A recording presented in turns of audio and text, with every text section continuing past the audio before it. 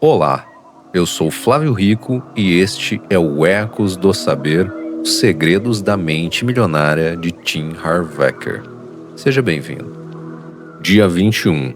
Fazer o dinheiro trabalhar para você. Imagine duas pessoas. As duas trabalham 8 horas por dia. As duas recebem uma renda. As duas precisam pagar suas contas. Mas existe uma diferença fundamental entre elas. Uma precisa continuar trabalhando para continuar recebendo, a outra começou, pouco a pouco, a construir coisas que continuam produzindo valor mesmo quando ela não está trabalhando. Essa diferença representa uma das grandes viradas da vida financeira. Trabalhar pelo dinheiro ou fazer o dinheiro trabalhar para você. Talvez você já tenha ouvido essa frase tantas vezes que ela perdeu o impacto. Então vamos torná-la concreta. Se você troca uma hora do seu dia por dinheiro, existe um limite. Seu dia termina, seu corpo precisa descansar, sua atenção é limitada. Mas quando você consegue transformar parte do dinheiro que ganhou em capital organizado e produtivo, algo diferente acontece. Você começa a construir uma estrutura que pode continuar trabalhando depois que seu expediente termina. É sobre essa mudança que fala o Arquivo da Riqueza número 15. Harv Eker apresenta uma ideia essencial. As pessoas ricas fazem seu dinheiro trabalhar arduamente por elas, enquanto a mentalidade tradicional pensa: preciso trabalhar para ganhar dinheiro. A mentalidade de construção de patrimônio começa a perguntar: como posso usar o dinheiro que ganho para criar mais dinheiro? Essa é uma mudança de perspectiva. E ela não acontece de uma hora para outra. Primeiro você trabalha, depois recebe, depois aprende a guardar, depois aprende a administrar, depois começa a construir patrimônio. E, com o tempo, parte desse patrimônio pode começar a produzir novos recursos. Esse é o conceito de capital organizado. Mas existe uma distinção muito importante. Não estamos falando de dinheiro fácil. Fazer o dinheiro trabalhar não significa encontrar uma fórmula mágica para enriquecer rapidamente. Significa construir, com conhecimento e planejamento, uma estrutura em que seu capital tenha capacidade de produzir valor. Imagine que você trabalhe durante um mês e receba R$5.000.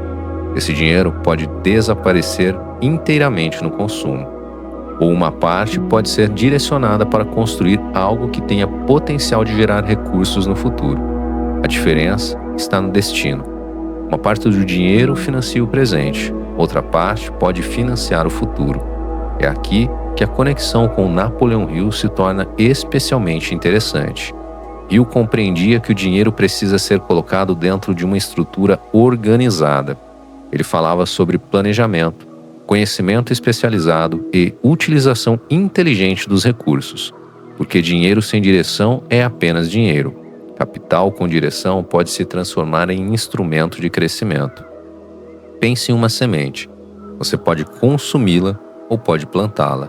A semente consumida resolve uma necessidade imediata. A semente plantada pode gerar uma árvore. E uma árvore pode gerar frutos. O capital funciona de maneira semelhante. Quando você consome todo o recurso, ele termina. Quando uma parte é utilizada para construir ativos produtivos, pode começar um ciclo diferente.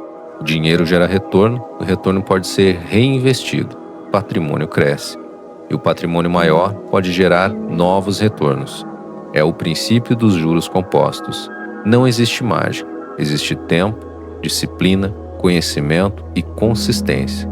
Por isso, a pergunta de uma pessoa que está construindo riqueza não é apenas: quanto dinheiro eu tenho? Ela começa a perguntar: quanto do meu dinheiro está trabalhando? Essa pergunta é poderosa, porque você pode possuir uma renda alta e ainda ter pouco capital produtivo. Também pode estar começando com pouco dinheiro, mas já ter desenvolvido o hábito de transformar parte da renda em patrimônio. A segunda pessoa está construindo uma máquina. Pequena no início, mas uma máquina. E toda máquina começa pequena. Um investimento inicial pode parecer insignificante. Uma reserva pode parecer pequena. Uma dívida eliminada pode parecer apenas uma vitória pessoal. Mas cada uma dessas decisões altera a estrutura financeira. É por isso que o pensamento de longo prazo importa tanto. A mentalidade imediatista pergunta: o que posso fazer com este dinheiro hoje? A mentalidade patrimonial pergunta: o que esse dinheiro pode fazer por mim daqui a 10 anos? Perceba a mudança de horizonte. Um olha para o prazer imediato, a outra olha para a capacidade futura. E isso não significa viver uma vida sem prazer. Significa não sacrificar permanentemente o futuro para financiar o presente.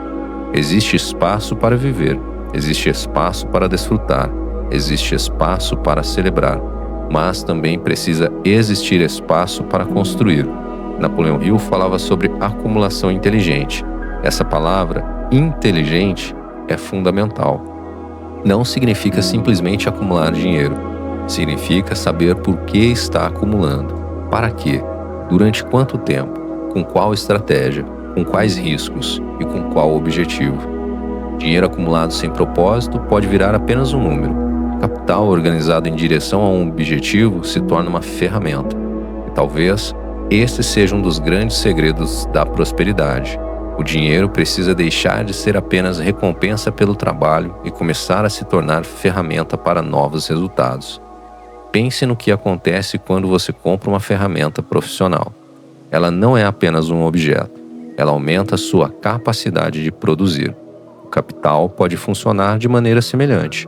Quando bem utilizado, ele pode ampliar sua capacidade de gerar novos recursos. Você deixa de depender exclusivamente das próprias horas e começa a construir algo que trabalha junto com você.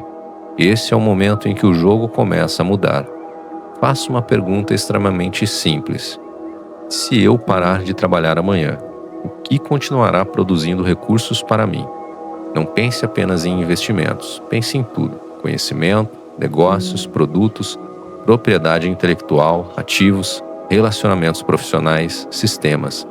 Tudo aquilo que pode continuar gerando valor sem depender exclusivamente de uma hora sua.